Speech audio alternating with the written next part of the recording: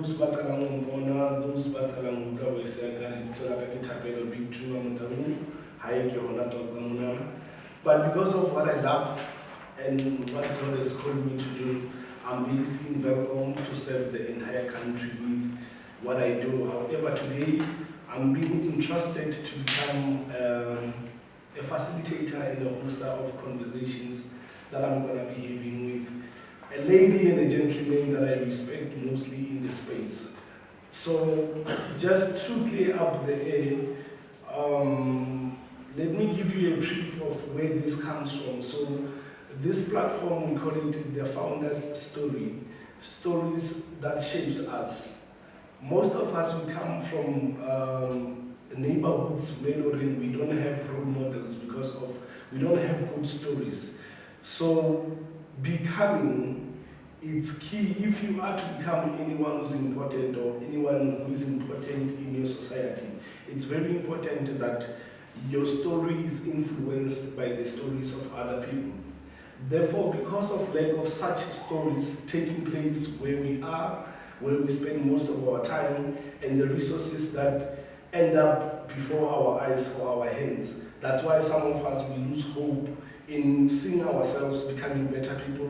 That's why most of us, we don't see ourselves becoming better business people, because of we lack good stories of people who started from nothing and became something. Therefore, it's for that reason that me and the team that we work with, we came up with an initiative called the Founders Stories, the story that shapes us. So mostly this platform, you're going to get stories from other people who are doing amazing stuff, especially because of, let us be honest, not everyone will succeed in Gauteng, not everyone will succeed in Bloemfontein, not everyone will succeed in Cape Town. Some of us, because of the resources that we have that are limited, we can't go to big cities. That's why I don't know. But does that make it impossible you can't be that business person? Does that make it impossible that you can become that public speaker? Does that make it impossible that you can become a great leader in your society? No. It's for that reason that some of us who were privileged enough to get exposure from the outside, that we come back home and we want to plot a seed in. We want to reduce what will take you 10 years to build, to reduce it to at least 10 working days for you to learn how other people are doing amazing things. Now, this platform is divided into 4 sessions. So the first session that we're going to have is what we call who to meet. Who to meet. One thing that is very important is this. You don't come to such initiative with an idea who you want to meet. Who's that ideal person in order how So that is the first session that we're going to have. The second session that we're going to have is what we call MINDSHIFT Clinic. MINDSHIFT Clinic. Now there we'll be opening a platform for someone to speak to us on a certain topic, maybe in trying to stimulate or change the way we think about whatever subject of interest that they may be having for us for today. And then the third session of this platform, it's the book review. Now, guys, we need to be honest. To get to the top, we need to stand on the books that we read. To go to the top, we need to stand on the books that we read. Now, we need to normalize a culture of reading. Therefore, that's why we have a book review. So every session we'll be having a book review. We'll bring an author who has written any book in the subject of motivation, inspiration, sales, anything to do with entrepreneurship, anything to do with leadership. It's not being biased, but I think it would be a justice if we maybe start focusing on the authors. Therefore, then we extend to other people across the Free State. At least we give them a platform and a hope, we recognize them, so then they are encouraged to keep on writing. There might be someone in this room who wants to write, but who don't know where to start. So we're giving you exposure as well to people who have published or Bahonoli Tusa. And then the fourth, which is the last session of this platform, it's where we speak with our profiled entrepreneur. This is what we need to understand. No one excels in life without life having excelled on them at some point. So everyone starts somewhere. And in their journey of becoming, there are things that they had to overcome. There are things that they had to face. There are things that they're still encountering right now. But we're saying just for a second, let them pause. Let's celebrate them. Let's celebrate the great work that they are doing. Let's use their stories to inspire hope in some of us who are becoming. Because honestly, like I said when we started, our stories are shaped by other stories. It might be that you've been hearing negative stories a lot. That's why you don't have a belief and a hope that you are someone in life. But I want this platform to use it as a tool and to use it as a platform that encourages you or going forward. You can become someone in life. Ladies and gentlemen, this is an opening to what we call the founders' stories, the stories that shapes us. So, going to maybe in the next 5 minutes, open to the platform. Anyone who wants to introduce themselves, what do they do? Who they look forward to meet? Who do they think if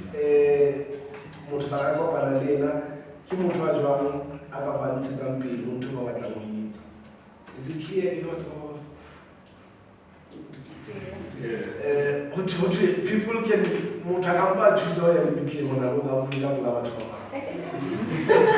especially if you give them a mic, it's a task. It's a task. So let's speak, because people are solutions. But until you start speaking, no one knows what to help you with. So once you know exactly what is it that you want, you are able to can I leave few hours? So you coming and standing and saying, da-da-da-da, I'm Thapelo, this is what I do, this is a person that I'm looking for.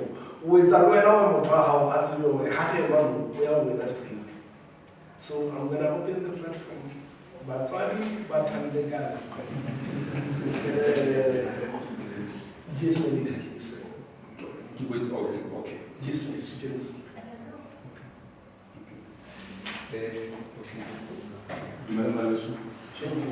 Okay. Okay. So naki kabali maliza watoto I funding their company at 2018. What I'm basically we do marketing and advertising as our business model.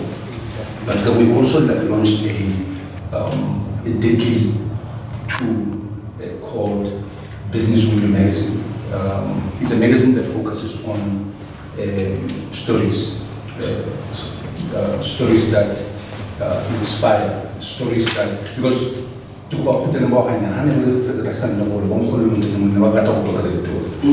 those stories, 99% of them, if not 100%, they shaped, or they, should I say, they helped shape who we become, or who we later became in life. So Business Window Magazine is your normal marketing and advertising magazine, but at the same time, it seems to speak about stories that happen, that they Molefi Nyofane, you know, there are things that they do. Let me be honest with you, I think in business you can't choose another in terms of skin color and everything else. But I need to be honest with you guys, as black people, we owe it to ourselves to have people that got what's on and bring us together in one room to actually discuss solutions amongst ourselves. So now in short, running businesses, running business, I can advertise and talk about your story. Because one thing is because back in our minds, I think we think of our stories are good enough, right? Which is not true. You don't have to tell your story the way I tell my story. When I'm talking about today, regardless of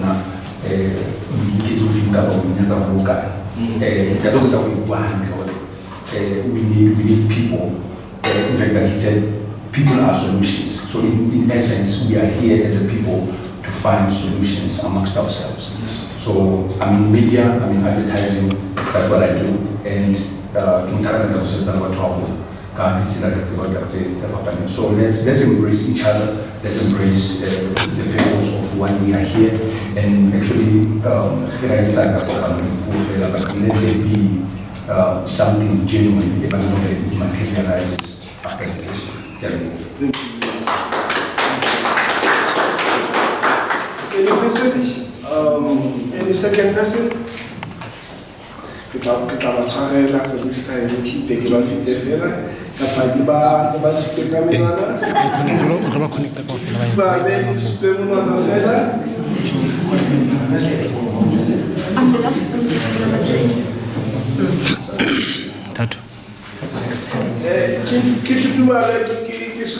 Darenye hawe connected. All right.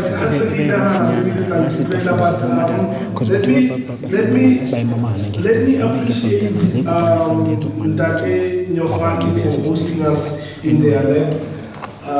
If it wasn't because of me, I wouldn't be here. Let me thank my surroundings, which is New Minds Business Consulting and MindThink Institution, for also making contribution in making sure that today it's possible. Let me thank each and every one of you guys for being here, because if it wasn't for you guys, I wouldn't be here. Let me thank Dr. Malega for his contribution as well. Let me thank leadership. I'm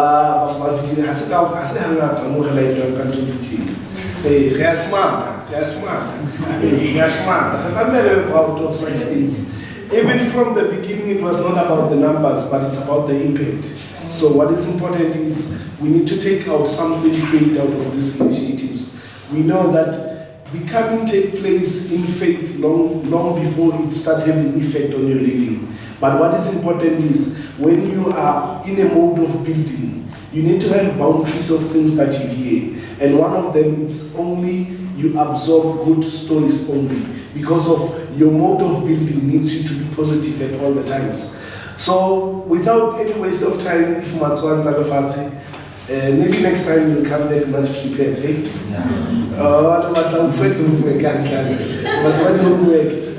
All right, let's move to MindShift Clinic. MindShift Clinic. I'll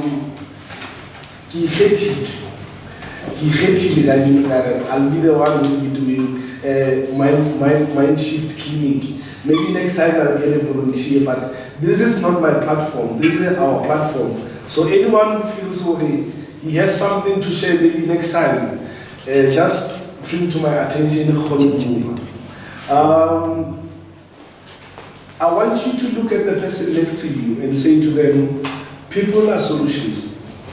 People are solutions. But they are problem if they are placed in the wrong place. This is what I want you to know from today.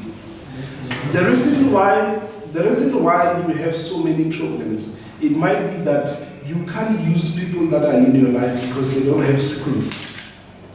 People are solutions, but they become a problem once you place them in the wrong place. This is what we learn from the Bible. It's a very more Easter. In the Genesis, we learned that God didn't create everything at once, but He had all the powers. So, let be, let be, let be, let be. But He came in a sequence. It's a very important lesson that we need to learn, that without order we become frustrated. Some of the relationships, they frustrate you because of you don't have order with them. So today I want to teach you something that is very important. There are 4 types of people that you need to have in your life if you are to live intentionally. The first person that you need, the first category that you need to have for people who are coming into your life are people that we call friends. People that we call friends. Friends are people who cries, who dies, who sleeps with you, but who don't have your last say. I think most of us must participate. We know that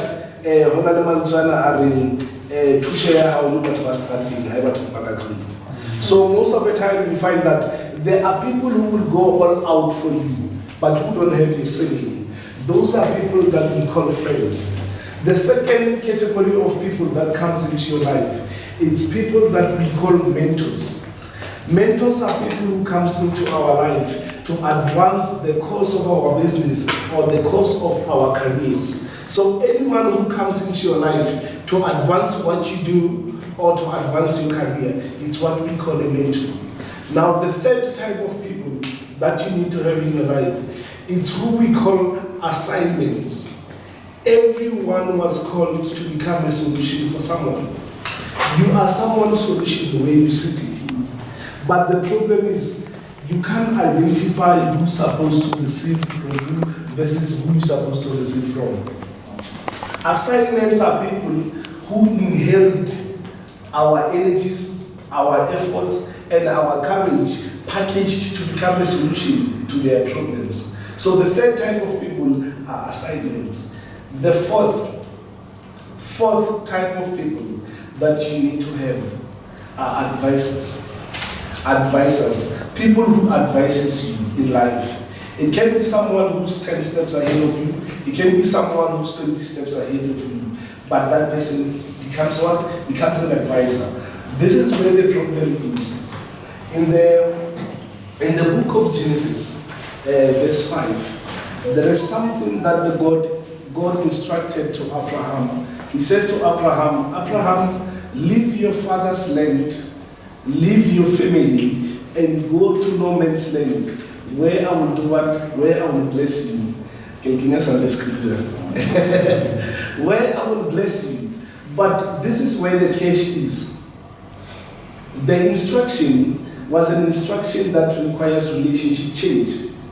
He was too much used to his family and the people that were around him. Now, if God was going to keep him there, he would not manifest that what God had a purpose about him. Now, coming to you, who determines who you're supposed to have in your life when you move to the next season? And the core thing is that most people think there is shame in selling, right? But you shouldn't be ashamed. I highly respect with the people who are our vendors, right? Because every single day to wake up and go there and face people you don't even know, it takes courage, right? And how right? And it's not a matter of selling like tangible products only. You sell everything. Like I said, in my business, it's people might think it's just writing. I'm just a writer. I realize that I'm surrounded by qualified writers who don't know how to sell themselves as brands. You understand? So selling is a core thing of everything. You have to sell yourself. Amen. Right? Every single thing. It's selling. Evangelism is selling. So selling is everything in every aspect of your life. So I think the basic thing, the core message is that you shouldn't be ashamed of selling. Selling, it's everything. It's the it's the lifeblood of every business.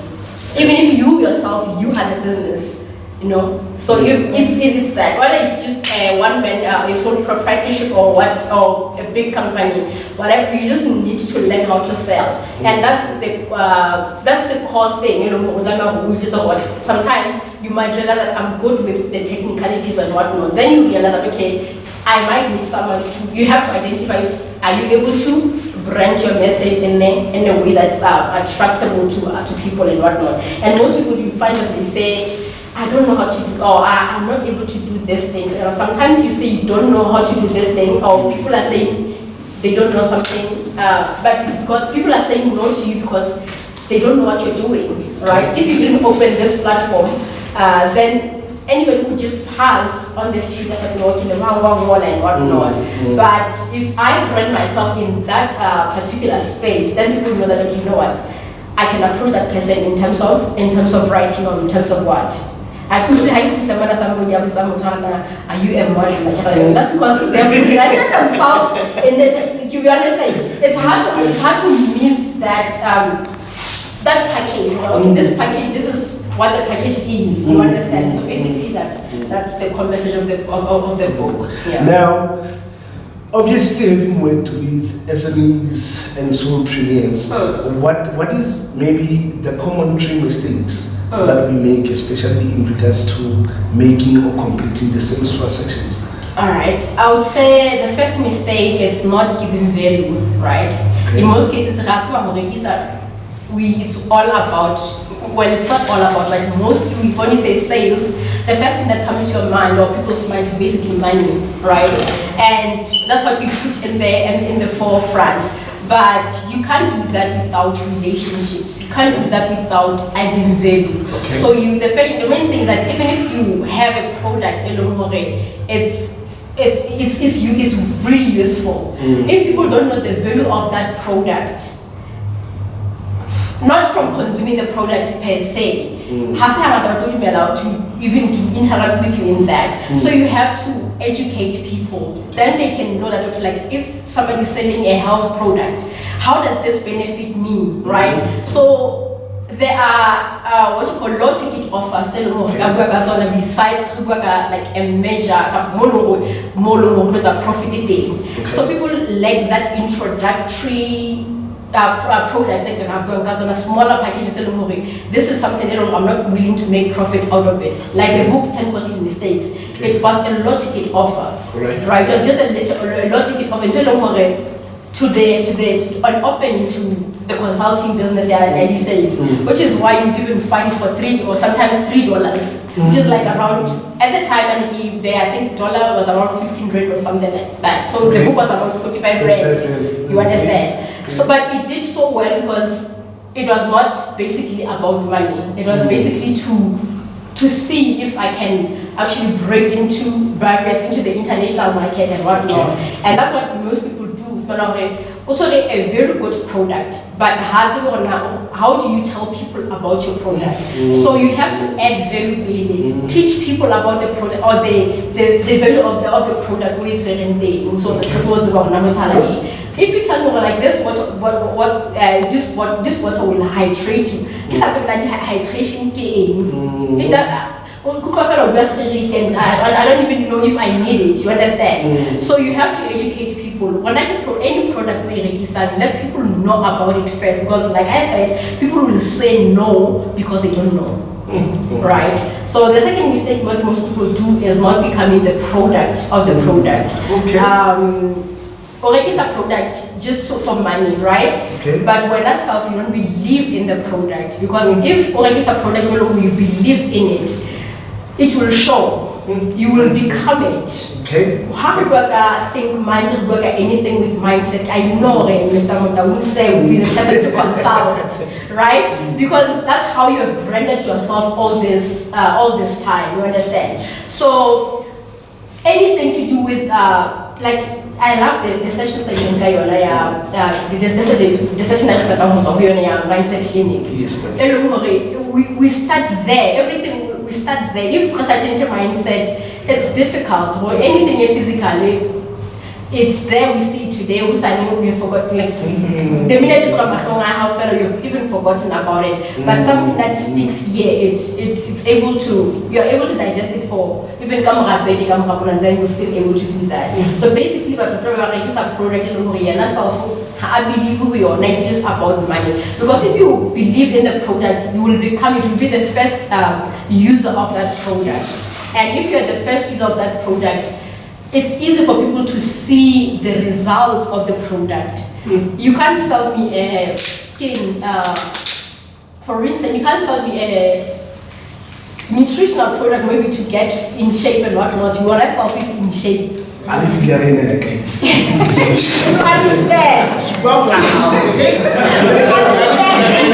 understand? So some people you realize, like if you believe in the product, when now it will be the first consumer, because if you are the first consumer of a product, people are going to see it through you, and they're going to ask you like, oh, what are you doing with this? Most people will ask me like, oh, you are so energetic and whatnot. I'm like, okay, that's because the energy I carry, I know the energy will introduce me even before I get a chance to introduce myself. You understand? Which is why you always find me energetic and whatnot, friendly and whatnot. You understand? Because I realize that, okay, like I know what I'm on an assignment here. So, approach. I call myself a conversation starter. I'll call myself that. I'll call myself an awkward silence breaker. You understand? I'm the first person to greet people. I'm the first person to realize, okay, like this is so awkward. Let's break the silence and whatnot. wherever, you understand? Because I realized that like I'm there to, I know the power of words, like you said. So I think another mistake what we is that it's trying. I love the one. I love the one of be the product before you sell the product, because it's the same as people who run marketing. You find that they don't have websites, but they want to develop websites for us. You want to manage my social media, but you don't have a social presence yourself. It becomes a problem. And sometimes, even if the idea of getting in business is very cheap versus the process of you developing narrative around it. There needs to be a feedback type of portfolio that communicates your excellency and effectiveness of what you're doing. Because words are there, people may talk every day, but when you have results, you make it compelling for people to stick with you. So the process of you becoming the final product of your product should not make you maybe feel as like you are delaying yourself. Be encouraged enough in you becoming, because people, they relate to your stories before they relate to the product. Now, if you are an after product of what you're saying, it becomes easy to say, okay, at least I can trust in him because he went through the process. You go, you cram, and then you pass, and then you forget, and then next year, assets plus equity minus liability, how of it like you 10 or something. Take us to the third one then. The third mistake. The third mistake I would say is that people try to be, people normally don't take offense. People.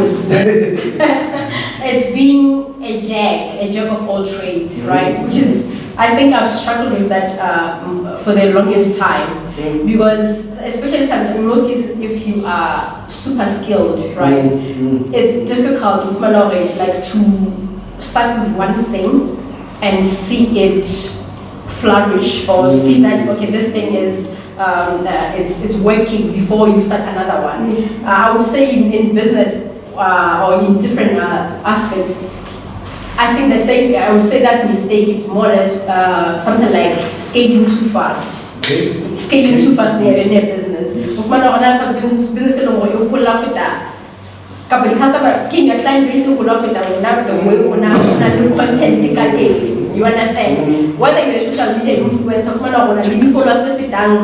what you can, right? We're not going to tell you something something very business, right? So with being a jack of all trades, that there's nothing wrong with being a jack mostly. But if really in business, how to product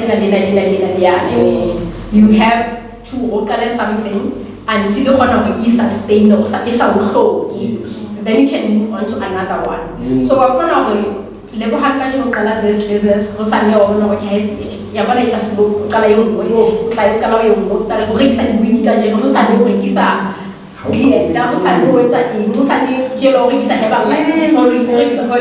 product or something, you understand?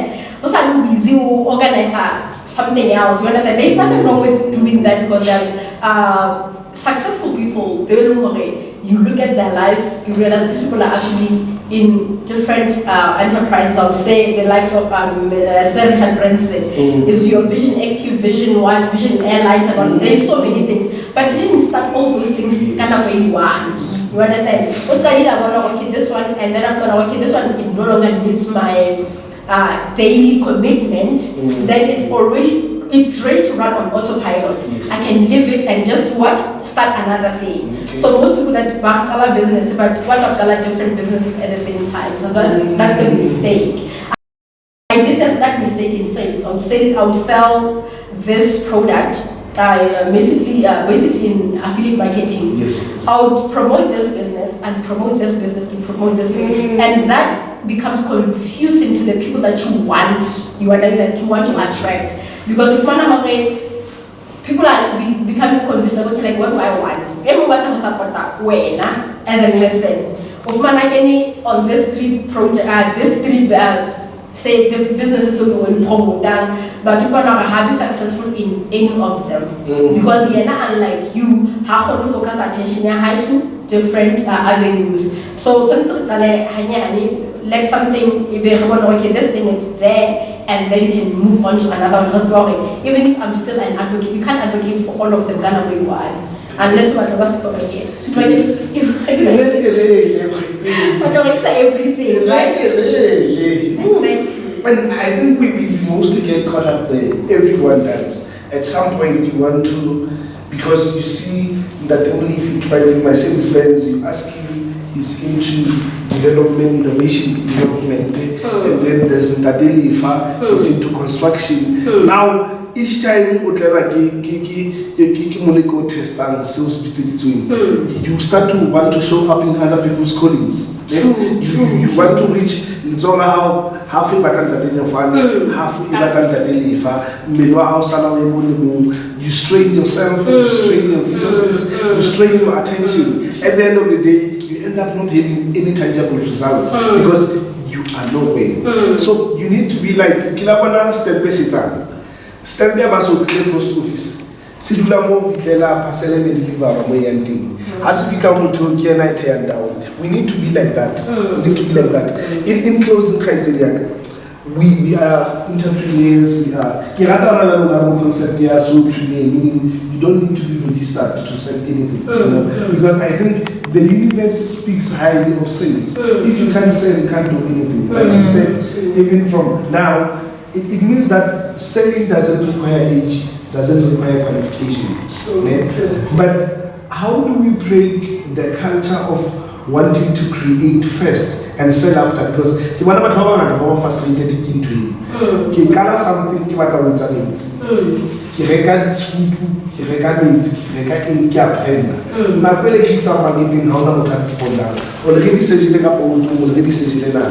but if we are to get into a culture of selling first and then creating after. Most of us, I've seen them doing the same, even coaches in my space. What we do, we sell the concept before to people. I'm writing the book on intentional mentorship. So this is what the book will be answering. A mentor is supposed to be someone with a body of evidence, not someone who has win tenders, but body of evidence. He went into construction, he built a solid construction. He went into a gym, he built a running business on its own. And this person, secondly, he needs to have reduced his knowledge into material that is teachable to other people. I write all those 5 things and then I post them on Facebook. And people say, we would like to buy that book, we write that book. Now, what do they do secondly? They create a promo that says, pay the deposit for those but in advance.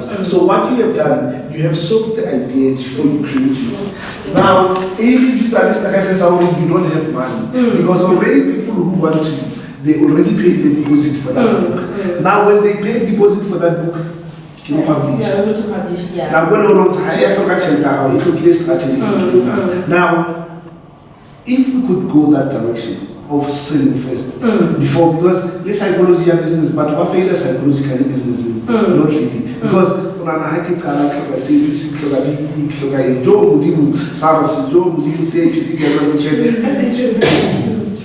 they can't even start. Now, I want you to speak on the subject of if we get to that culture of selling first and then creating after, and then also what I am of my baby is it good Okay. I think mostly, but we need to, the first thing I would say is market research in any industry, and selling first, that's what will do that. It will do that if you call yourself something, or if you sell the product before. Mostly the main mistake you wait for something to be perfect. And if you wait for something to be perfect, you will hardly get to do anything. You understand? With my first book, I said, you know what, I just want to put it there, and it's still full of mistakes, right? I just put it there because for me it was something that I wanted to say, like, you know what, I just want, if I say I'm an author, I'm a writer, I need to have published something, even if it's got mistakes and whatnot. It was not for me to like become there, to go to the, what you call, bestseller list, right? It was just for me to say like, okay, this is what I've done, right? And even that, as much as I published the book during COVID, and as much as I did it internationally first, because I was able to like sell it into the international market first, right, before it came. By the time you feel like a tangible copy, like it was not my money, right? Don't ever say I don't have money to start a business. It was not my money. I didn't publish it with my money. I sold the book, printed itself basically because I took pre-orders of the book, and then afterwards I was like, okay, able to see that okay, that people actually will need the book, right? Even with the books that some of the books that I'm busy with, I know that I already have plans for those books. So the book that I just for me to do what to finish with the process and whatnot. But in terms of getting the books in terms of getting the final product ready, I would be lying if I have to say that it's from my own pocket. So that's the most mistaken otherwise get a product it's perfect and whatnot. But as a client base product high. So it will already say first, it will already tell you, will already show you if you have enough client base. So you just start adding value and then you start selling already, right? Because by adding value, you're already showing your competitors, or like this person is an expert in this field. I can trust this person in this field. You understand? So you're able to do that. So I would say, when a product, like I said, you are the if you don't have a product that's what I am and whatnot, yourself, you are the product. For you to be invited in these platforms like this, you must have branded yourself in a certain way. People want to hear from you, right? So start having product, like I'm going to sell this product. Start by selling that product, even when not before money or like if it needs and whatnot. Like that's what most people who are successful in business are doing. I'm still following the Robert Shamunga, the 5 a.m. book, the 5 a.m. book club, right? The book, right? 5 a.m. club, sorry. He has been going through a journey where he's writing his latest book now. But every post I'm on Instagram, it's not to share, like he's linking the story. You understand? He's already creating curiosity, right, about the book and whatnot. So that's how I think it's the culture where people will say, I think it's what people say, it's the advice of people, they will say, speak, what do you call it? They say, speak it into existence. No, not that one. They say, stop going to before you show the results or something. Build in silence and show results after. It doesn't always work if you want to sell, right? It doesn't always work if you want to sell because sometimes when I told you they very last minute and whatnot. At that time, yes, it might be to be a groundbreaking exposure, groundbreaking, also tell someone this is what I'm doing and whatnot. But it's a shock and whatnot, but not really a moment. But create something, people don't fall in love with the process and bring people along with the process. And what I mentioned but eventually once the steps are high, the steps that they took, it's difficult because no one only the public glory. People are saying like this person has struggled with this and this and this. They have had to go through these difficulties and actually overcame. So fall in love with the process and just be yourself and yeah, basically. Thank you so much. Ladies and gentlemen, please give Lebo Mokhele. I'm hoping that one of the good Christmas days you will be available to maybe we do sales workshop where you teach people all those tools. I'll be honored. Thank you very much. Please give a round of applause. Are we learning or are we listening? Are we learning or are we listening? Well, we cannot just keep saying for them behind. So Lukisa package, be the problems before, or when they have a speed, we go down the movie. Thank you very much. We have good people who are doing good things, but good people cannot be accessed everywhere. So that's why it's a matter of you reach success by appointment with destiny. If you don't set appointment with destiny, there's no way that you will get anywhere in such a way. But probably there's water and snacks there in the Kupa, maybe the stretching of 2 minutes, and then we go into the main part of the session for today, the profiled founder that we're going to speak to. So maybe those personal needs, you get water, and then I think we can because we're saving time. We're saving time. Then you want to our last speaker. So because of this the only person that you get to ask the questions is the profile founder for the day. So how stay with I'm sure it's a good platform. So the on the first 60 seconds, grab me to sit down and follow our last speaker. Ladies and gentlemen, with those moments, please can you welcome Mr. Nyofane to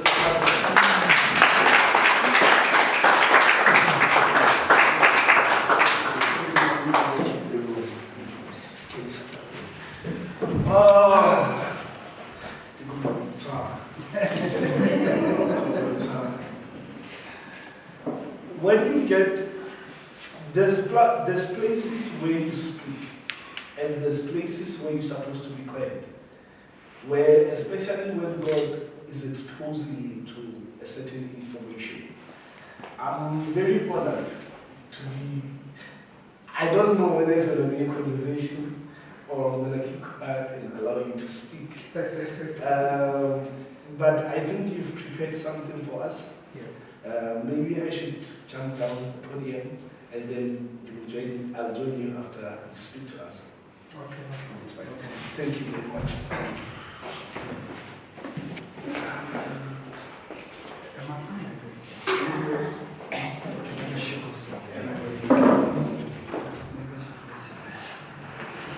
Good afternoon, ladies and gentlemen. How are you guys doing? Yeah, great and awesome. So, thank you so much. Thank you very much for visiting us here in MIYA. Motaung said something very profound when we were in the reception. He said, "You brought Joburg to Prague." Yes, sir. You know, this is Joburg stuff. You know, and we are so honored. It has been quite a journey. You would understand. Without further ado, let me just start the narration, or rather take you through the story of where we come from and why we're doing what we're doing. As you know, I grew up here. My story is not a story of someone who's extraordinary or what. I'm just an ordinary person trying to make a change in the society. I went to Kolatuto in the Motaung. I matriculated in 2005. And Kolatuto is one of the schools that takes a large amount of matriculants. You know, I think we were about 230 in 2005.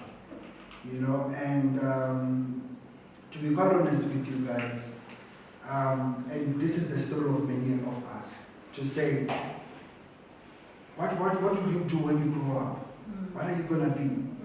And most of the time, we are limited to careers that we see in a society. I want to be a lawyer. I want to be a nurse. I want to be a policeman. You know, and I got to matric not knowing what I would love to become. I got to matric not knowing what would be life post-matric. You know, and I was just fortunate.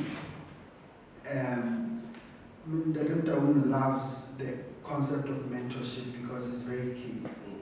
I was just fortunate to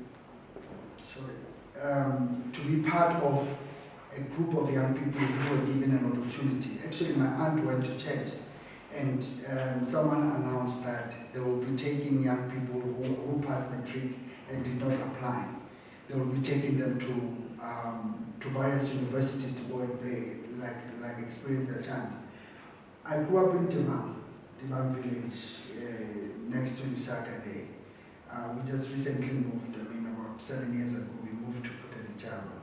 And one of the things that I want to tell you, for 12 years, we said for you to do matric is 12 years, right? For 12 years, I've never traveled out of Thapelo. It was my first time. I think when I say out of Eastern Free State, the furthest place we went to was Bethlehem or Baby Smith. I went to university with that group. We went to Vets, and when I got there, I wanted to do law, mainly because the street my grandfather lived in Putadichaba, it was called Roy Street. And now, the demo of that street was a lawyer. So, as a child, I said, I want to be a lawyer so that the street can be named after me. But it was a very limited perspective, because one thing I want to tell you, ladies and gentlemen, is when coming to food, we didn't start. Our grannies know how to grow crops from the plant, from the garden, and they will always make a plan. But I stopped in terms of information. So I was information disempowered. I did not know what was happening. Even that time was quite more difficult than nowadays. Now, because of we are in the era of social medias and stuff like that. So that time, to have a phone was a very privilege. And we had 5110. You couldn't cross the net. You couldn't cross the net. So the world was literally closed by this beautiful mountain of Thapelo. And just to fast track a little bit, I went with this group. I got to Vets, culture shock. I was shocked. I was anxious. I actually thought I would find a principal and HODs, only to find out the first person I meet is a security guard. And let me tell you a very interesting story. We were about 60, okay? We were about 60. We went, not even with the bus, it was early taxi. But funny enough, none of them wanted to go to Vets because I was the one with kind of good qualifications, because I got about 3 distinctions. So when they got there to Vets, they dropped me alone. I was the only one. And the first person I met, I thought I would need a teacher or HOD, and this is a literal story. The first person I met was a security guard. And the security guard asked me, what do you want to do? I said, I'm here to enroll for school, but I did not apply. And he guided me to go there. And when I got there, I then discovered that as much as I got 3 distinctions, my English was not good. So they needed 60% for me to enroll for LLB. And I got, I think, 49%, if not 48% in English.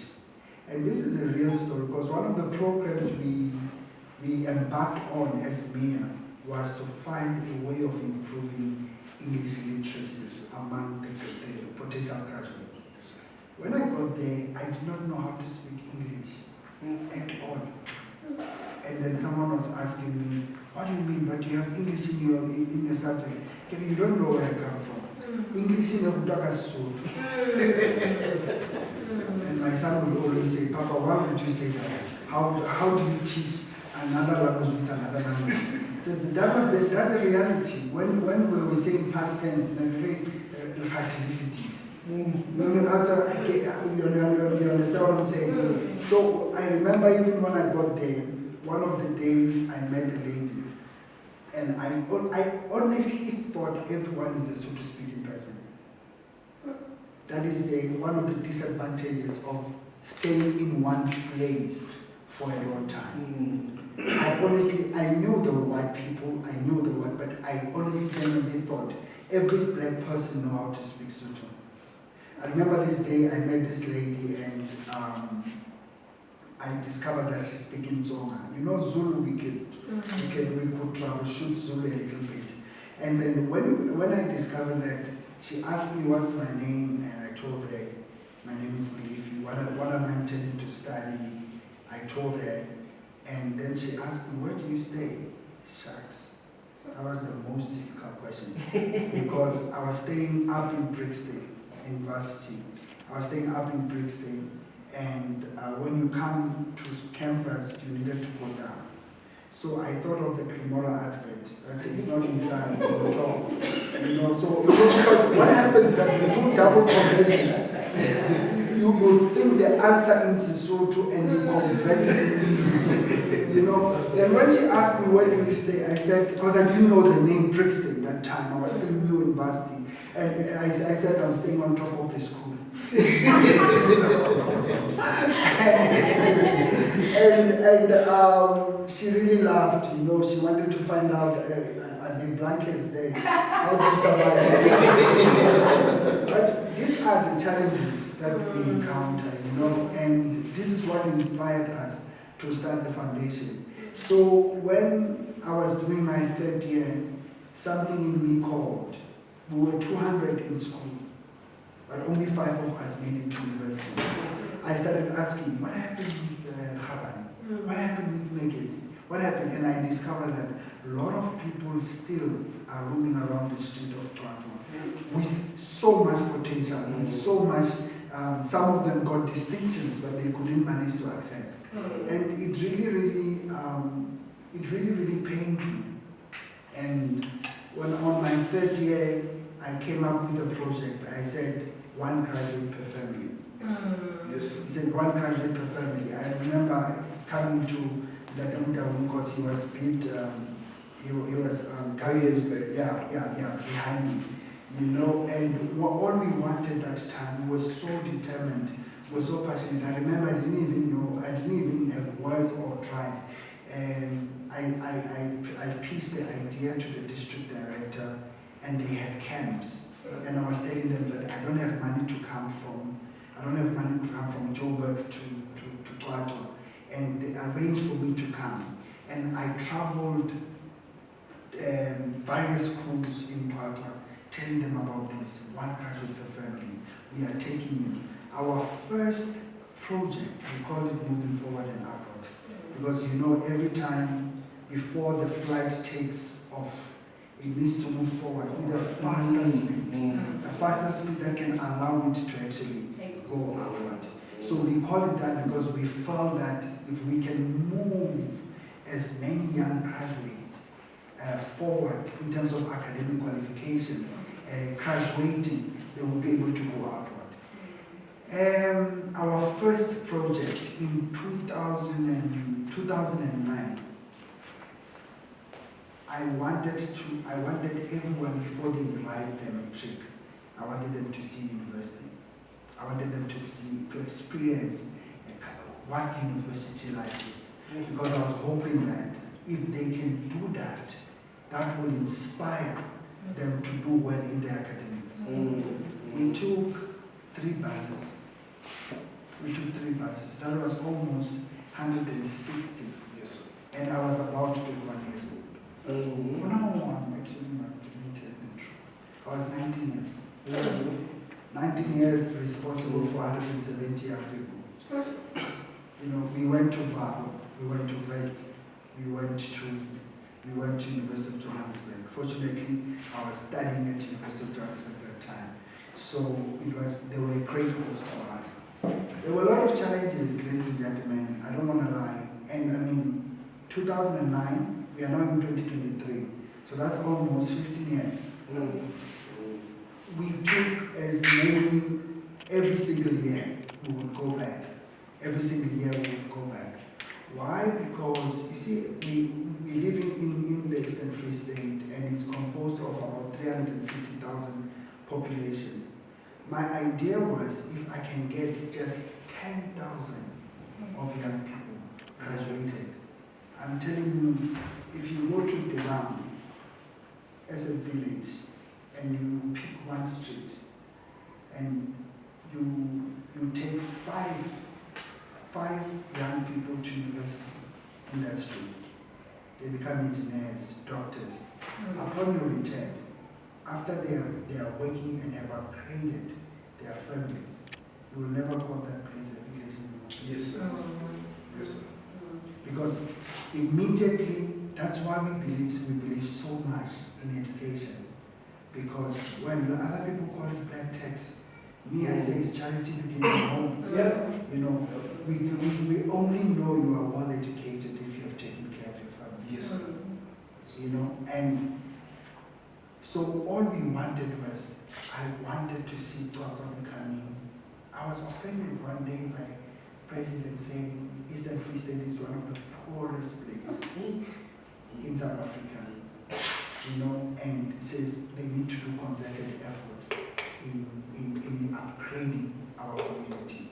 So one of the things we wanted so much was to see as many young people graduating with degrees. And not that I'm undermining nurses or police people, you know, but I'm saying that there are over 350 careers to choose from.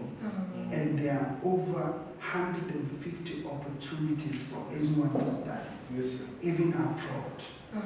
We went to be presented to the premiers, were very instrumental. I was very instrumental in starting the Cuba program with the days Mahashuli.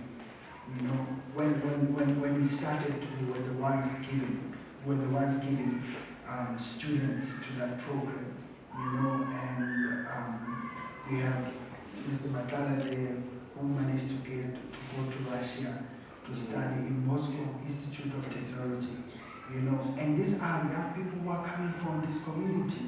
You know, just because there was that one person who believed that it's possible. It's possible. You know, a gold start from humble beginning. It starts as a very rusted, ugly coal. You know, and when you take that coal, refine it, nurture it, it becomes something of value, and people buy it at a very high cost.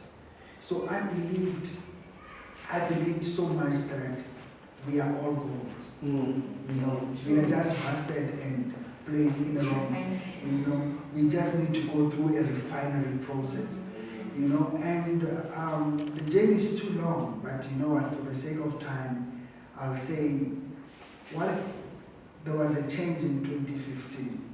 In 2015, we had surpassed our target of 10,000. We were in about 20, we're nearing 20,000. And the nicest thing is all of them come from here. It's like 90% of the people we've helped are coming from Harrismith, Twatwa, Castell, Clarence, all these surrounding areas. And now our MIYA graduate network was growing. And I started seeing a trend to say many people don't get jobs. Many people, and now we started finding, is this happening? Why is this happening? Why are our graduates not being able to translate it into? And then that's when we found that maybe we need to start something. We need to create a value chain. We take them to varsity. Upon return, they can be incubated into an innovation lab so that it can be able to empower them with entrepreneur skill, rapid prototyping, business startup, and then whoever who would love to go into entrepreneurship, they can go there with ease.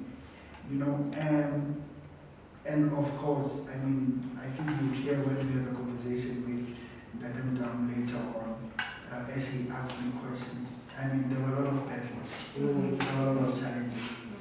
One of the things that Elsie said, like, you can never run a business without knowing how to sell. I mean, I'm a social entrepreneur. The difference is that they sell products and services. I sell solutions to challenges. That's the difference between a social entrepreneur. We go and look for challenges in the society and we find ways of solving those challenges.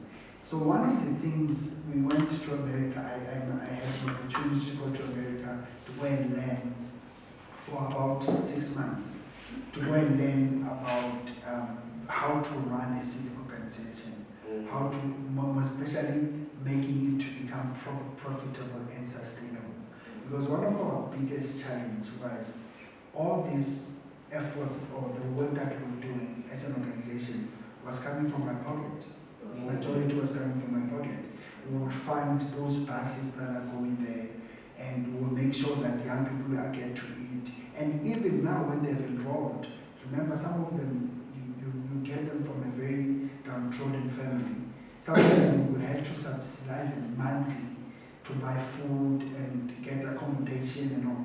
So one of the biggest challenge we encountered in 2015 was we want to change the organization. We want the organization to become sustainable and profitable. Now we had to know how to sell. You know, we know how to sell the concept. To sell the concept, to say, what if you invest in MIYA, what is the value? What is the return on investment? I mean, you and the downtown will know this much more because you are more in selling and accounting. What is the ROE on this? You know what's the ROI, return on investment. You know, and you are telling us you are taking people to school. What is the benefit? What benefit does it do to the organization? And I said it's a long-lasting change. You know, there's this particular tree in China. They call it Chinese mountain tree. It's very special. And what happens is that for it to grow, you need to plant a seed. After a seed, you have to water and nurture this seed for 5 years. And in that 5 years, it doesn't break through the ground at all.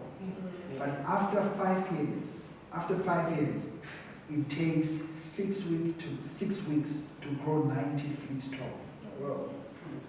It takes 6 weeks to grow 90 feet tall. But in those processes, if the farmer stopped watering and nurturing in the 5 years, because there is no progress being made, you know, it will die, the seed will die. So it has to be a consistent watering and nurturing. Why? Because what happens is that during that 5 years, the seed is developing a network of roots that will be able to sustain this enormous growth that happens in 6 weeks. So the roots will have to go more deeper on the ground so that when the growth happens, it happens like, you know, in that 6 weeks, it breaks out through 90 feet tall. Why am I sharing this story is that because it's more like a story of MIYA. What we have done was just watering that seed. What you see now is a result of, it didn't take us 5 years, it took us 10 years. But we continuously watered the seed. We continuously worked hard. We continuously believed in the dream of young people of Xhosa becoming global entrepreneurs, engineers, pilots, and we constantly believed that Xhosa will make a difference in the world. Yes, sir. We constantly believe. Look at even in entertainment industry. You look into other careers. When you go and you find, because there's something specific we have, that's why we are number one almost every single year in terms of metric. There's a culture in Free State, ladies and gentlemen, culture of determination. Yes, sir. And it's a determination and commitment that is naive. You know, like when you tell a child, focus on this and never stop focusing on this. We are like that. We are like that. And it's like it's buried inside of us. You know, when we go to school and speak to young people, they say, if you get 7 distinctions, we are not even afraid to say that. They are not even afraid. Teachers are not even afraid. There's a program here, I think Matala went to Kukanon. You went to Kukanon, right? Kukanon has a motto to say that every single child must get 7 distinctions. 7 distinctions is everything. It's everything. So it's passing all subjects in distinction. So that kind of seed, that kind of culture, it's embedded in me. When I started writing proposals, to say, we call it Information Hub. Says we want to come up with MIYA Information Hub. That was in 2016. And all we wanted, we said that all we want to see, we want to cook as many young people to become entrepreneurs.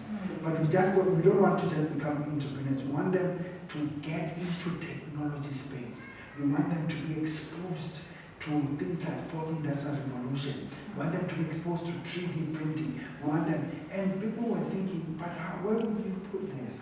Where would you put this? You know, when we got fortunate in 2008. TIA, Technology Innovation Agency, had our proposal. And remember, we came with no experience. We haven't done entrepreneurship training before. We haven't, all we're doing, we're giving access to varsity. And when we came, they said, how are you going to pull this? And we said, no, we know it's possible. We're going to pull this. And then our first initial funding was about 2 million. And now the condition with that funding was that it should not be part of, it should not include the building of the facility. So the 2 million is supposed to be the running cost, inviting high innovative ideas, incubating young people, and then taking them through the process of the innovation support program. Now, here is it. They say you will only get this 2 million if you raise half of it. So I had to raise 1 million in order for the 2 million to be ready, to be released. I went everywhere, guys. You know, I went everywhere. Initially, we wanted to build this lab, not renovate. We wanted to build it. So we wanted a land, and then we got a land in Bush, but we felt it's too far.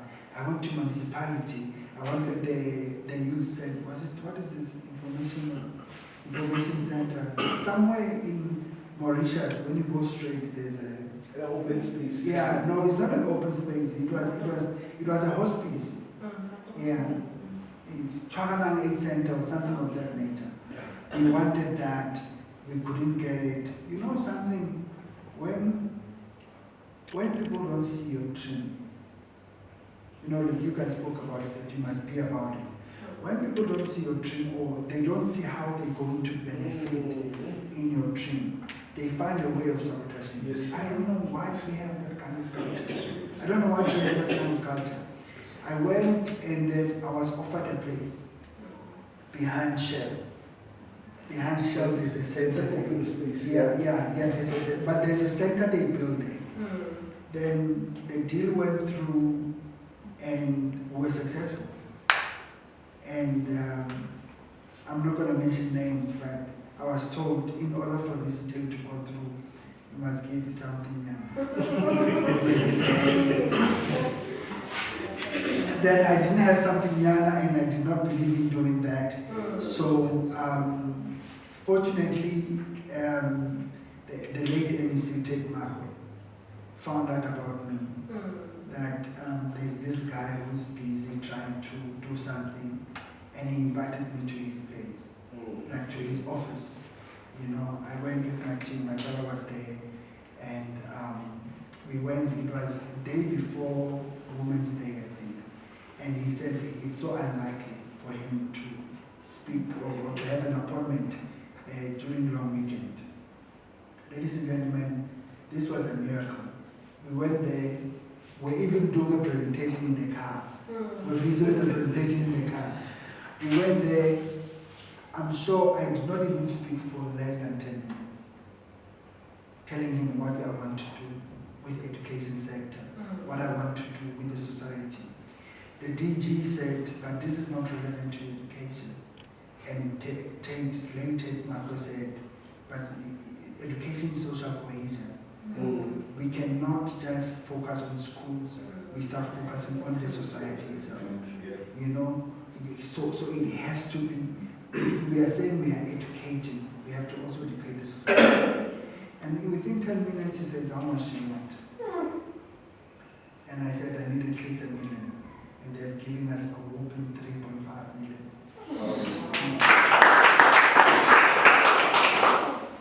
Not only that, they also gave us this facility. They gave us, it was a dilapidated physics lab, you know, and then she uses a specific ingredient. I will not give you much details because it's still at prototype stage. She uses specific ingredient to produce a fertilizer out of that. And we have, when you go out here, you will see we have experimented with is it spinach? Spinach. Yeah, it's a spinach. So that spinach is fertilizer and juice, and it takes 5 to 10 working days for the plants to grow. So what will that do to food security when help is necessary? So this will change the food security. We also have our sharing within the country. We have a young man from Thapelo here. He came up with a brick, a concrete brick. It's a block stem. Okay. So this block stem preserves heat during the day, and then at night it warms up the house. And so it's a very peculiar brick, you know. And I mean, these things are coming from our guys.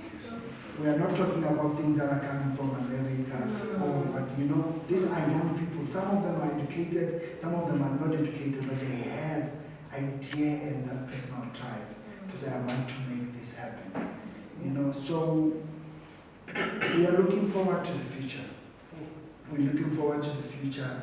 The lab is newly built, and we are looking forward to getting more partners, looking forward to have sessions like this happening more often, accepting that our gates are open, our doors are open for more sessions to happen like this, mainly because, as he says, our story shapes other people's stories. You know, our story shapes other people's stories. So I think with that, I'll leave it there and allow Mr. Motaung to delve into the questions. Thank you very much.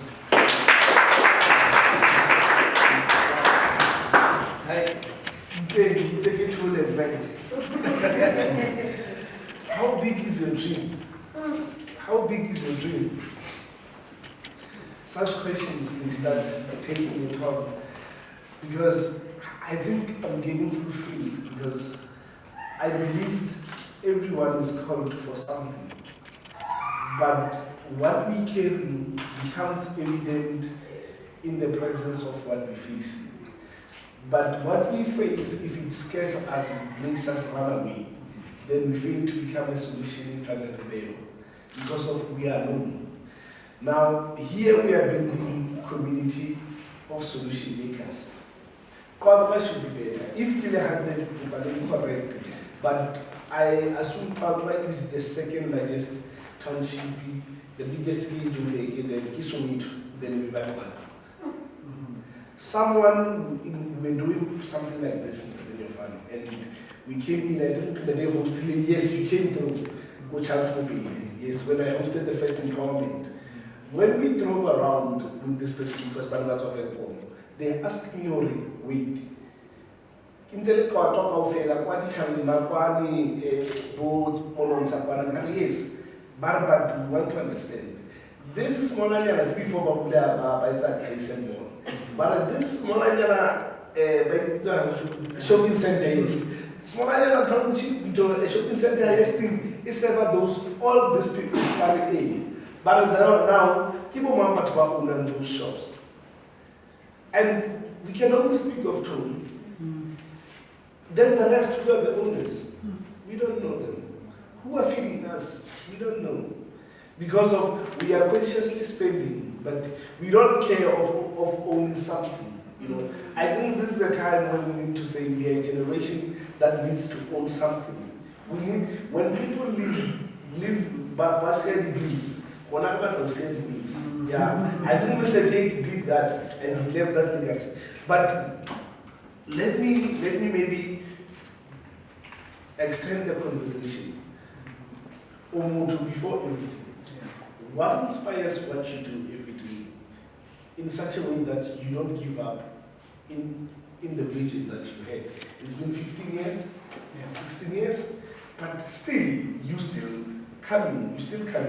This, it came to manifestation last year. The 14 years that you've been pursuing, what kept you going? Oh, what a question. To be quite honest with you, I'm inspired by a dream of success. You know, every time drive through Unito and I look into, by the way, I'm not staying here. My family and I stay in Joburg. But I've been also pulled to do empowerment, engagement in Soweto, Vereeniging and what, but I've always declined it. So every time there's something I want to do, I always think of home. I always think that Taka will need this more. I wish to see a society of informed people. And not just informed by grandpas and, people who use education as a means to find their gifts, their talents and capabilities. Because I truly believe that each one of us will call for something. There's a reason why a child is born like this. When the child is born like this, when you open up that child's hand, you release gifts, talents, and capabilities. So when this child is exposed to a right environment, you would be able to see a problem that he was born to solve. Because I believe each one of us were born to solve a certain problem. Someone once said something very profound to say, a solution is created first, then a problem gravitates to its solution. Most definitely. So every time I see young people, every single time when I come home, I make sure I go to a school to keep myself going. It's very difficult, as you said, in that 14 years or 15 years, it has been a joy. But every time I see their eyes, every time I see hope in their eyes, every time I hear their stories, where they come from, what happens, what they want to do with their lives, that keeps me going. Wow. The other day, I was walking like Malutu Crescent, and I met them, because there are a lot of people we've helped, so we can't keep track of all of them. Yes, sir. I met this other young man, and he called me and says, Molefi. And I said, hey, how are you? Good. Please, can you please, I want to introduce you to my mother. And then says, and I didn't know this young man. He said, I'm a town planner today, and it's because of you. Wow. So that's what keeps me going. When I hear young people's life change, and those who get an opportunity to report back, they do. But those, sometimes you see the report back by seeing a change in the society. Yes, Then we look at that and we said, we'll keep forging forward. What are the three important questions that you believe we are not asking right as a generation? In Japan, they have this concept, they call it ikigai. Yes, sir. Yes, sir. So ikigai, it's a reason for meaning. All right. That's how they define the reason for meaning. All right. Maybe if you can just call the letters. Yes, guidance. All right. So the reason for meaning. So they use ikigai. It's 4 blocks. So they say what you love and what you are good at creates a passion. All right. What you love, what you love and what you're good at creates your passion. Okay. What you're good at and what the world needs gives you a mission. Okay. What the world needs and what you wish to be paid for gives you a profession. Amen. No, sorry. Gives you a vocation. A vocation. Yes. Okay. And what you wish to be paid for and what you're good at gives you a profession. All right. Which is where most of us are. Exactly. So one of the things I believe we don't ask questions for is how do we use education as a funnel to find your passion? We're still taking education as a means of getting certificate. And now, because of that, we have produced a lot of certificated young people and not educated. Jesus Christ. So, because if real education must reintroduce you to yourself. Amen. It must introduce you to your passion, to your capabilities, and to your talents. And it must answer the second question I'm saying, we are not asking enough, who we are. Who am I? What do I want? Why was I born? For what purpose? Why did I come in this generation and not a generation past? That's the second question I think we don't really ask a lot. And the third question is, what is not working? What is working? We hold on to, I'm not going to get much into, but as you read, I'm a political analyst, so I will tap into that a little bit. You know, to say, we don't ask the question of what's not working and what's working. We accept the status quo as we are given. And that's one of the biggest challenges. When we say high unemployment rate is 60%. No one is asking, what can I do to solve it? You know, when there is no electricity or there is no water running, no one is asking the question, what is it that we are doing wrong? Are we electing proper leaders to lead us? Are we doing the right thing for not? You know, there was an experiment done literally 2 weeks ago. I was in church, and a pastor asked, can those who are eligible to vote stand up? And then he said, those who participate, who voted, please, no, he said, those who voted, can you please raise your hand? I mean, this is a church of almost 5,000 people. And I'm telling you, over 80% could not raise their hand. Over 80% could not raise their hand. So meaning that only 20 to 15% of them participate in voting. And now, then we come back and ask ourselves, why are things not different? Yes. We ask ourselves, why not things? Because if we don't vote, those who are in politics vote for us. Yes, sir. Most definitely. You know? So the reason why I'm touching on that is because we can never accept the status quo as it is. We have to ask ourselves some questions to say, what can I do? One guy once said something very profound, that if you want a vision to change yourself, yes.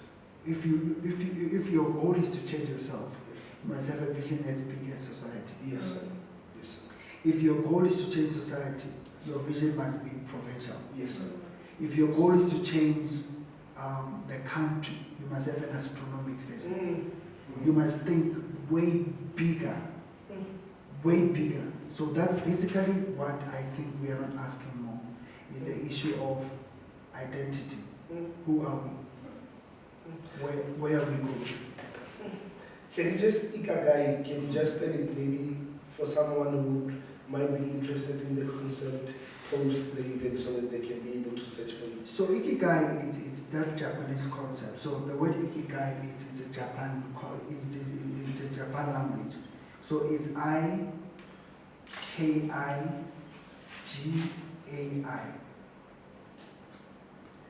IKIGAI. Ikigai. All right. Before maybe I allow the audience to ask their question, last question. In your own journey in becoming who you are, how important was mentorship for you? And do you think we understand enough as a generation as to what it takes, what role I should be playing as a mentee before I expect a mentor to do something for me? How crucial it played a role to the person you are today? I think I'll touch base on one of my personal experience. You know, I've had a mentor. My mentor was a professor at university. She was like a life coach towards like for me. Everything I do, I would tell her, and she would guide me or refer me to other networks. And life got busy. Yes, sir. Yes, sir. Things got hectic, and I stopped going to see her. And I could literally tell you, for the 3 years I didn't see her, things were not going well for me. Things were not going well for me. And when I re-engaged, and also maybe I'll touch base, before I get into the conversation of what happened, I'll touch base on how do you find a mentor, and who's a mentor. Yes, sir. You know, Yes, sir. I think you spoke a lot about different kinds of people. Yes, sir. And how do you identify a person as a mentor? First of all, your mentor must be someone who has walked through the path. Yes, sir. A mentor has you must have is it what is this, vertical or what is it? Vertical. This is vertical. You must have a horizontal relationship with them. So they must be here wanting to take you there. Yes, sir. You know. So I was in education space. I identified this lady. She's a professor as a mentor. Okay. She was doing the similar work. All right. But what she does is that she raises money for young girls by arranging Mount Kilimanjaro trip. So he arranges for people to go to Mount Kilimanjaro to raise funds so that he can fund in terms of a bursary. Okay. Young girls who are coming from rural communities. So this was so a mentor must be someone who have walked the journey. You must have a horizontal relationship with them, and it must be someone who is doing the similar work you want to do. Okay. Okay. And you must ask. Okay. You must ask the person, I would like you to become my mentor.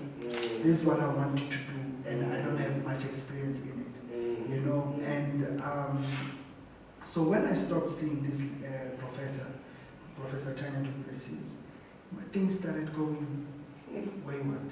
I just didn't know. I was touching here, doing this, you know, and because I never had someone speaking, that voice, that horizontal voice speaking to me, to say, you have to do this, you don't have to do this, take this decision, don't take this decision. It's a very critical component of society building. Mentorship. Yes, sir. Without mentorship, we don't see young people having direction. And remember, mentorship is like a role model as well. You know, it's someone you look after. Yes, sir. So the more we have, I mean, you guys can attest to this. We find venues like this more empty. Yes, sir. And taverns and clubs more populated. Yes, sir. You know, because no one is speaking. There's no enough voice speaking to young people. That's how we love them from high school. That's how we love them from high school as MIYA, because we are able to speak sound, mind shift, and change their perspective about life. Because I mean, you're supposed to have an overflowing for an event of this nature, because these are life-changing experiences. You know, we are product of meetings like this. Yes, sir. You know, you're sitting here, hearing someone sharing about their experience, and you are able to, as you say, shape your story as well, or get inspired. So mentorship is very important in the Motaung, and it's something that needs to be encouraged. Wow. Any questions? Remember, you only get free access via me. Outside of this platform, you don't.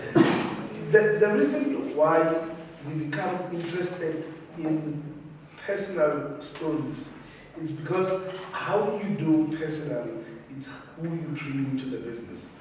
So if personal doesn't have order, you bring a disordered person into the business. Therefore, your business affairs, they become disordered.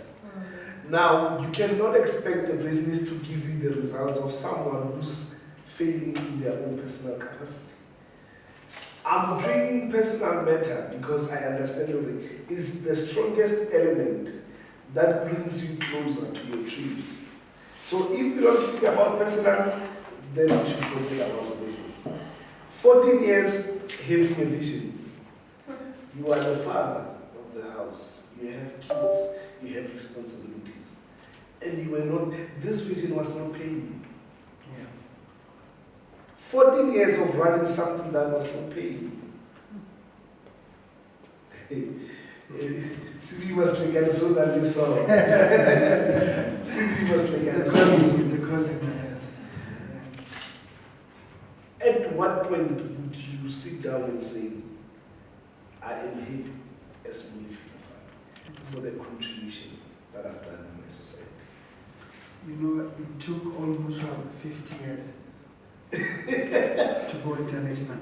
Yes, sir. You know, for us to know about almost on most companies, even McDonald's, it took almost 20 years for it to go to other countries. Yes, sir. So I think the journey is still long. Yes, sir. 14 years is too little. Yes, sir. I think when I have seen at least 100 well successful enterprises running with permanent employees, because you see I emphasize on this because a lot of small businesses today, there's no UIF, there's no pension fund, you know, you are working and you get paid by hand. You know, I think, and that's what creates, because that's what creates high unemployment rate. You know, so I think when we arrive at 100 enterprises produced from this vision, we'll sit and look around and say, at least the journey has been successful. 3 activities that shapes the results of your life. It has to be commitment. Commitment, Backed up with a clear vision. clear vision. Yeah, because you see, you can never go where you don't know. Yes, sir. Yes, sir. That's why we also, when you put a navigator, you move from Gauteng to Richard. It gives you a delegate where you're going to stop, what happens on the road. It gives you a clear destination. So commitment backed up with clear destination, where you want to go. For example, just ask me now. We said we used to say 1 graduate per family. Yes, sir. We now say 100 enterprises that are well run. We say that's a clear goal, and we backed it up with commitment. The second one is passion. And passion is what you good at and what you love. I love empowering people. Yes, sir. It's my work. Yes, sir. So, Dr. Miles Monroe said there's a difference between a job and a work. Yes, A job is what you are paid for, Yes, sir. but work is what you were born to do. You know, and until a man finds his work, he will always struggle. Yes, sir. Yes, sir. Some people find their work and they are able to create jobs out of their work. Yes, sir. So it becomes what you are born to do and you get paid to do it. Yes, sir. Yes, sir. How I'm sitting and all this thing, it bends my stomach in. All those that are responsible for my effort and my energy to provide the next meal, they come in question. I want to transit from a job to getting into entrepreneurship or to getting into business. I know that the transition will not be easy, but please can you advise me maybe on steps or the cautions that I need maybe to bear in mind when doing it? First of all, if you are working and you want to transition into entrepreneurship, don't resign. Okay? Don't resign before everything is stable. Right? Right? Why? Because someone once said you must work on yourself more than you work on your job. Yes, sir. Yes, sir. You know, create successful entrepreneurs. Bill Gates was working for IBM. Yes, sir. And Yes. after 5 o'clock, he would go and work on Microsoft. Yes, sir. He was cooking the vision. He was cooking the vision. You know, and when the vision gets to maturity, he was able to say, now the vision can pay myself.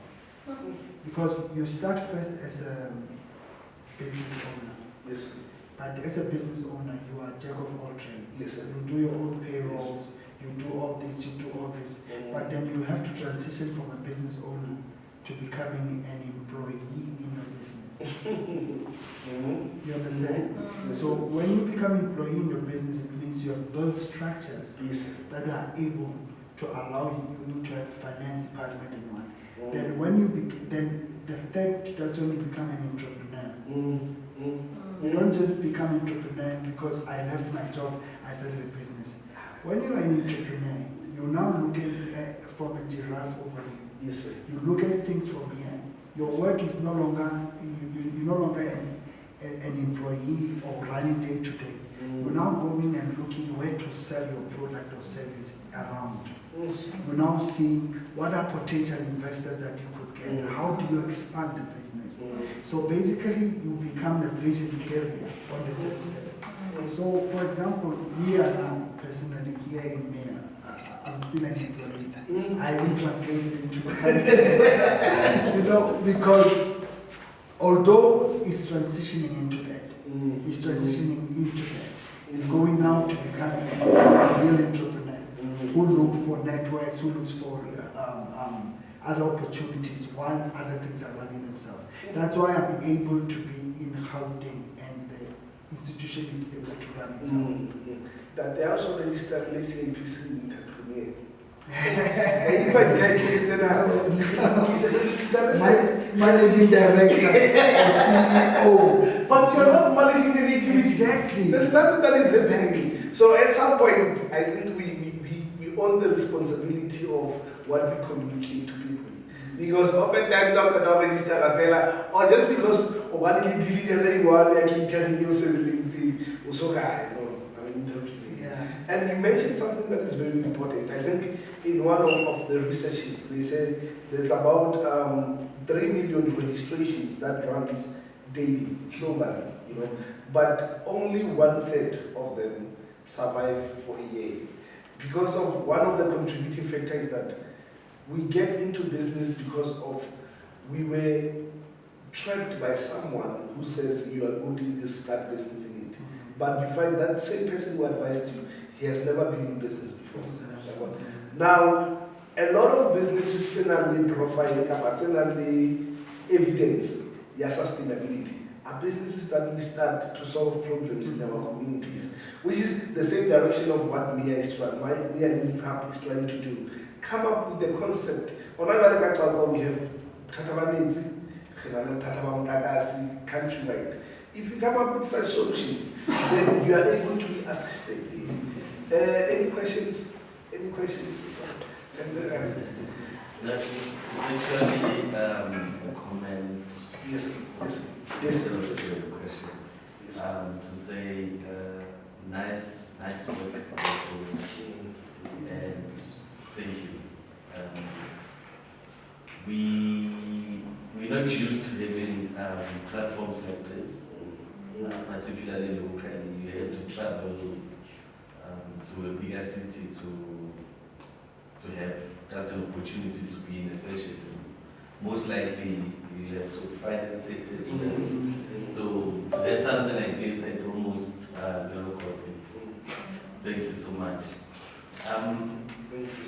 Another thing you touched on that on politics, that the majority of people don't vote. It's a bit touching, you mentioned that. Also to say, previously to think of it that people literally had to lose their lives for us to be able to vote. It's actually a bit saddening to see it happen. If you watch other communities, which are minority in this country, when it's voting day, even a person who's paralyzed will assist them to go and vote because they understand the power of coming together and uniting to say, if we can come up with the numbers, we can definitely win. So it's one of the other things that we need to look at, particularly as youth going into the future. But a bit of, I don't want to put it as a question, but something that you can clarify further in terms of how, should I call it MIYA or MIYA? MIYA, okay, yes. In terms of MIYA, in terms of how you guys operate, can you just touch briefly? Maybe also take them on the programs that you currently giving. Yes, and maybe the way that they can access more information into things. Well, thank you very much. Thank you so much for your comment. What we do, as I said earlier, we created a multi-stakeholder ecosystem. The aim is to find high innovative ideas. So you have an idea, you want to start a business, and the idea solves a certain problem in a society. So we invite your idea. So we have what we call for application or call for proposal, where we would release, I think we release it twice a year. We will release the call for proposal, then you apply, then after you've applied, we take you through our workshop, we call it design thinking.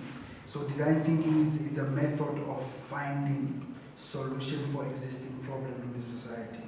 So it's a compulsory training that we do for everyone who have applied, you know, and then after that, we then going to select, as I was saying, for this coming year, 2023 and 2024, we have a target of producing 30 entrepreneurs or 30 innovators with ideas that are solving a particular problem. So we run a program. We have business startup training. We have rapid prototyping training. We have entrepreneurship and innovation training as well that we conduct.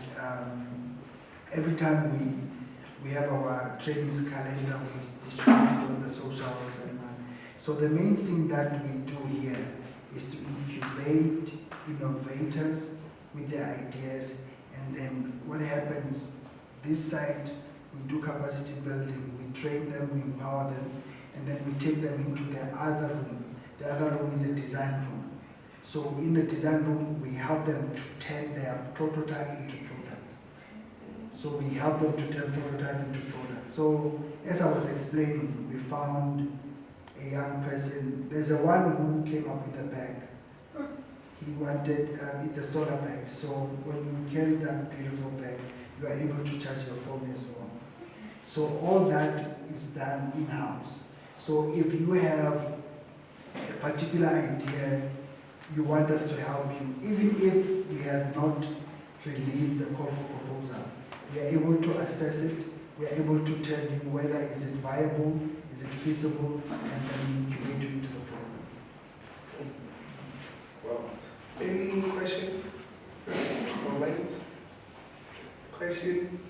Is it only on technologically No. space or No. even, For example, look at the lady, she's doing a fertilizer. So a fertilizer is not a technology. The guy of a brick, he used coated beads, so he doesn't use any technological feature. He used coated beads to create this particular brick. So any idea, as long as it has an identified problem that is solving. So we are very strong on that. To say you have to tell us your business, what kind of solution is it going to give to what problem? Wow. Any other question? Any other question? I think in closing, we've heard about the MIYA, we've heard about the impact that you're doing. But in your own personal capacity, what are you still looking forward to achieve? Well, of course, pursuit of knowledge. I think many people who have followed me, they know that I've been around various universities and what. I can't stop learning. I cannot, because they say the more you learn, the more you earn. The more you learn, yes. You know, and pursuit of knowledge, we can never do something of this nature without knowledge. Yes. We can never do something of this nature without having created a large volume of vocabulary, of certificates and workshops there and there.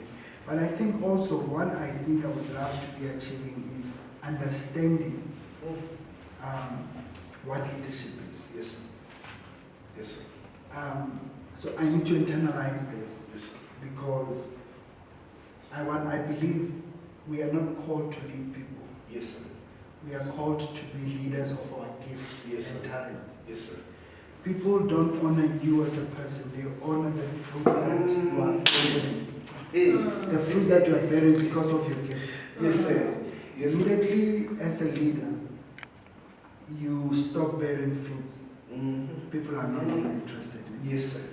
Yes, sir. So people, it's like an apple tree that gives beautiful and very juicy apples. An apple tree doesn't go around marketing itself that, hey, I bear fruits. I bear fruits, come eat. Yes, People go to the tree. Yes, sir. Yes, And sir. that tree becomes significant as long as it bears fruit. Yes, sir. Immediately stops.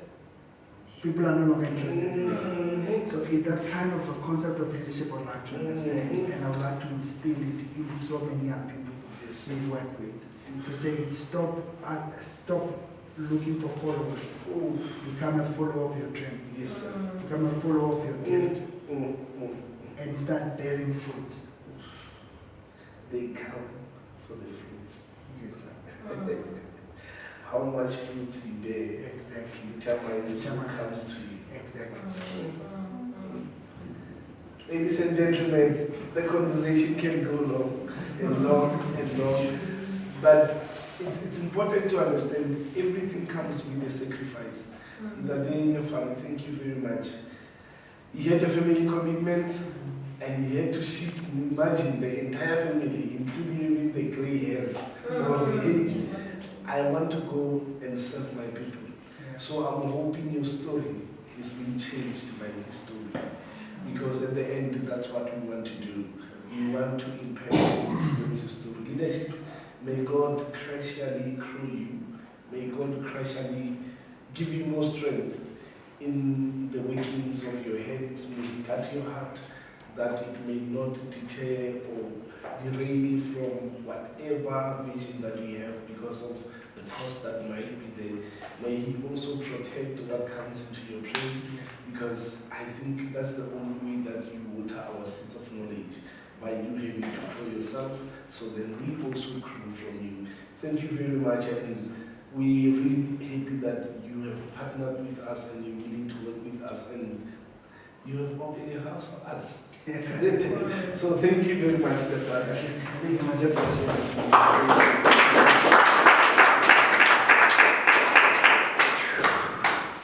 Mouthful, eh? Mouthful, eh?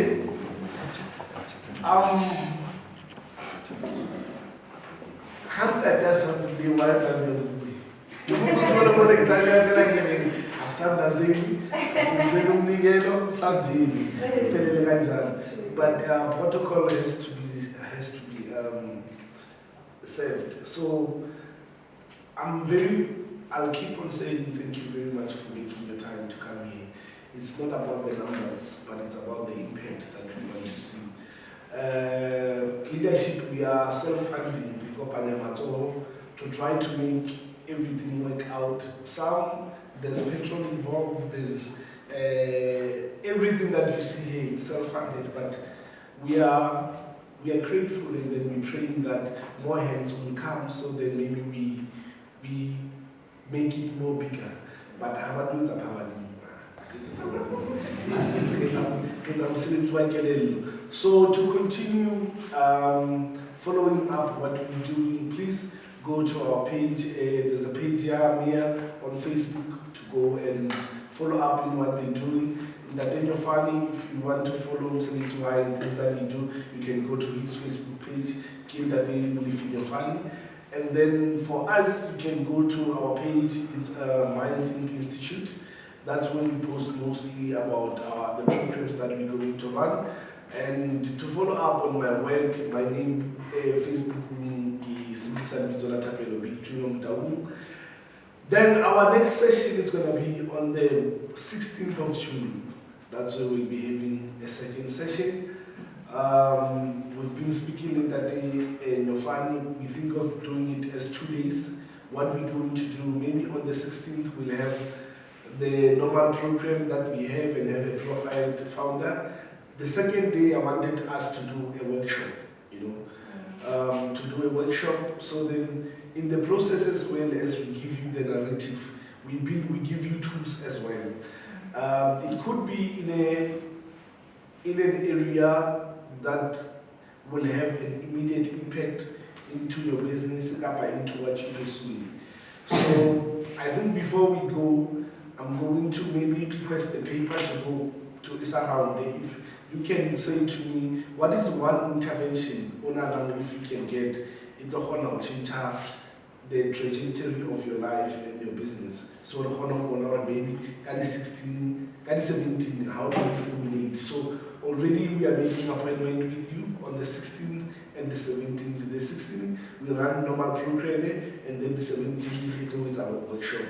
So we're planning to bring different people with their expertise different. If you say that, hey, I've been dreaming of writing a book, also you something. We'll do workshop on that. And then in leadership, I don't think we can look at anywhere around besides you. I'm not going to leadership. Waterproofing material, it works. Yes. So with that being said, ladies and gentlemen, thank you very much. You've been an awesome audience, and new relationships have been opened, new faces. Let's talk, let's exchange numbers, let's keep on following. And next time, your new nature will only thrive in certain places, and it will die in certain places. Now, it's very important to understand for season but in all season with the same mindset, with the same friends, with the same material that we have. But for new season, for you to thrive, you need to change what you feed your mind. You need to change who you come along with. You need to change what you read. So next time, task yourself. Those that you have with, pull them, come with them. So then, secondly, I don't like group fail. Because jealousy is what you're on the same. When you told her, we are happy, empowerment. Because when you leave them, grow with them, come with them, and we start changing one by one. That will be like 100,000. I need to go and revisit my dreams. Maybe to get So let's go back and take these tools, Whatever that you write down, reflect in your living. Go make an appointment with it, digest it, follow him if you have to follow. There's one thing that I want maybe to leave you with it. Don't be ashamed on spending your pocket, especially if it's going to increase your mind when you're thinking. It should not be a budgetary contest one. My mind comes first. I spend more on the mind than on the materials. There's what we call a growth allowance. I give you a girlfriend allowance. I got a girlfriend allowance.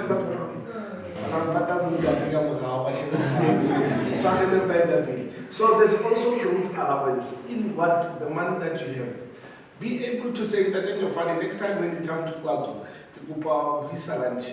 so that you can pick up his brain, That next time when you come in town, can I be the one at our town to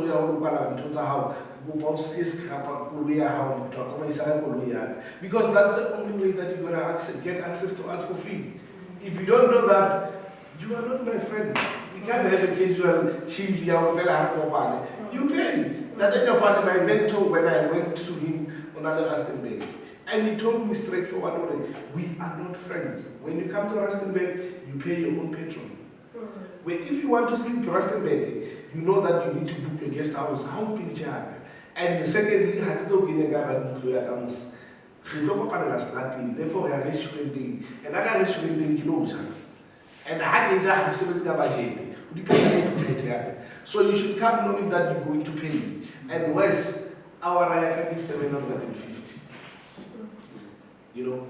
It depends on what do you believe in your vision. Do you believe in the picture that you have? I went there, I sat with that gentleman. That investment in 3 years down the line, he came to Velcom to bring that person in the profile high. It's almost 40,000. He said, I'm coming to Velcom free of charge. organize a room, organize people, we're going to do personal development seminar. He came for free Kakostea High.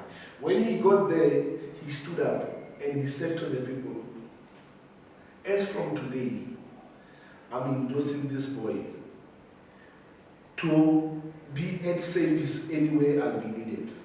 If you need help, this is my first recipient. You can trust him with the content and the tools that I've given him. You know what that man was doing? He was endorsing me. You will rise at the level of the voice that endorses you. Ever since from that day, I've been up and down. Certain people were Muslim, easy. How easy? Season needs you to serve them. Or because of you don't know what you're saving, who you're looking for. That your finance could play something important. You build value builds solution. Solution addresses the problem. Money doesn't solve problems, but money follows people who are solving problems. So be part of the greatness. Be part of the people who wants to do big things. Because that spirit upon us, when you injected you start building big dreams. Big dreams honors God. God honors big dreams. So it's up to you what you do going forward. But ladies and gentlemen, thank you very much for being a good audience, and I'm looking forward to seeing you in the next session. Thank you.